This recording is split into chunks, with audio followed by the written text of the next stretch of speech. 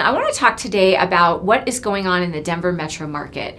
It is crazy. It's already, we're in January and it feels like spring. And what's happening, we saw this last year, but I'm even seeing it more this year, is people overbidding, multiple offers, like crazy multiple offers on homes, people waiving the appraisal, waiving the inspection, closing in 2 weeks cash. I mean, all kinds of crazy offers. So what is going on?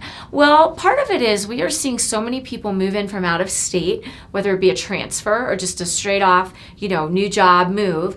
And they come in to Colorado and to Denver Metro, and maybe they have one weekend to find a home or, several days, and that's it. And so I heard from one person that just made an offer on a home and they paid $820,000, which was really overpaying for this home by probably $30,000-$40,000. And he said, I don't care. You know what? He's moving in from out of state. His buddy who works with him and also had to move got beat out on 14 offers. And he said, I'm not going through that. He lost 2. This was his 3rd offer. And he said, I don't care if I pay 30 over. It's worth it to me.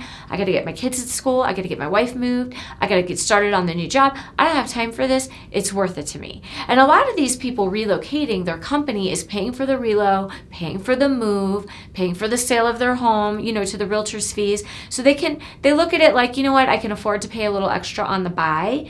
So we are seeing so much of that. How do you compete with that? How does the buyer compete in the market today to get their offer accepted? How do you win the offer? Well, there are several things you can do.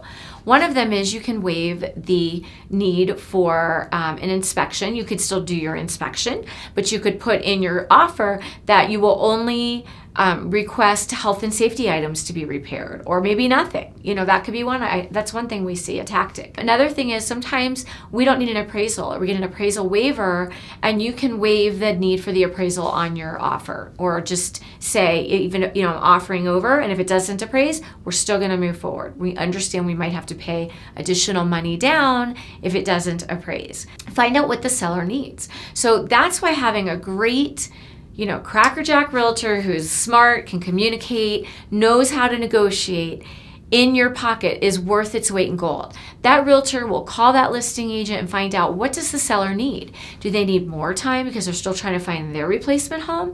Or do they need a fast close because they're under contract on something and they have to close? Do they want a post-occupancy, meaning they want you to close quickly, but they want to stay in the home for 60 days afterward or 30 days? So just really understanding what that seller needs can help win you the deal. It doesn't always have to be the highest offer. Using a local lender is huge.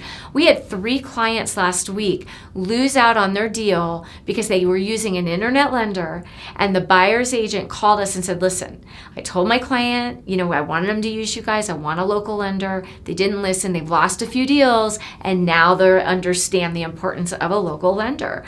Listing agents are not thrilled with these internet lenders because they don't perform a lot of times. These deals don't always close on time like they're supposed to, or they don't do their due diligence and make sure that borrower is fully pre-approved up front. So for those purposes, having that full pre-approval, that makes a difference. Having a local lender makes a difference. These are all tactics you can use to help get your offer accepted in a crazy, insane market like we have right now in the Denver metro market.